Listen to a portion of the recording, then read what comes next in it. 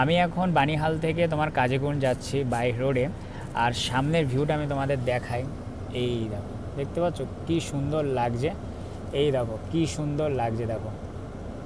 আর আমরা এখন এই টানেলের ভেতরে ঢুকবো, তোমাদের দেখাই। এটা হচ্ছে তোমার বানিহাল কাজীগঞ্জ টানেল।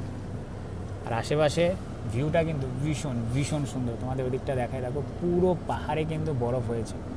এই দেখো। আর আমাদের এখন দাঁড় করালো, তার কারণ আগে আমাদের ইন্ডিয়ান আর্মির কিছু গাড়ি গেল, কনভয়ে গিয়েছে, তো এর জন্য দাঁড় করালো। ওরা পুরো এই টানেলটা ক্রস করবে, তারপরে আমরা যেতে পারবো। ও লোক পুরো টানেল क्रॉस करेगा फिर हम जाएंगे না। ওই দেখো ওদিকেও তোমার গাড়ি আটকানো, তোমাদের দেখায়। তার কারণ কাশ্মীর নতুন করে কিছু বলার নেই, হাই সিকিউরিটি এরিয়া পুরো পুরো। আর তোমার এদিকে দেখে, এদিকেও বরফ জমেছে। ওয়াও, হেবি সুন্দর। আমি মানে ভাবছিলাম যে বানিহাল যাব, বরফ পাবো কি পাবো না, তো ফাইনালি বানিহালে এসে বরফ পেয়েছি। আর শ্রীনগর থেকে বানিহাল এসেছি কত টাকায়? মাত্র 20 টাকায়। আর এখন আমরা বানিহাল থেকে কাজীগঞ্জ যাচ্ছি কত টাকায় জানবে?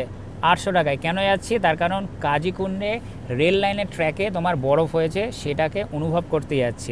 ওই একটা কথায় আছে না, শখের দাম লাখ টাকা, ওইটাই হচ্ছে মেন।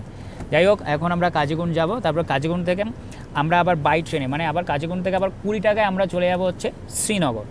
তো সামনের ভিউটা ভীষণ সুন্দর। আমাদের এখানে আটকে রেখেছে, তার কারণ আর্মির কনভয়ে গেছে। এই দেখো, তোমাদের দেখায় ওদিকটা, এই দেখো চারিদিকে শুধু বরফ আর বরফ।